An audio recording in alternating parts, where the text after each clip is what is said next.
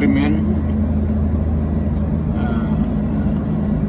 just to give you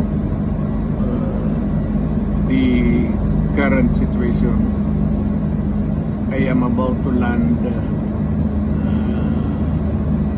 sa Hague. Galing ako Dubai. To give you the current situation. I am about to land sa Hague. Galing ako Dubai. Stopover for it's a long haul, it's a long flight. Okay ako. Do not worry. And I think this is something to do with the law and order noon.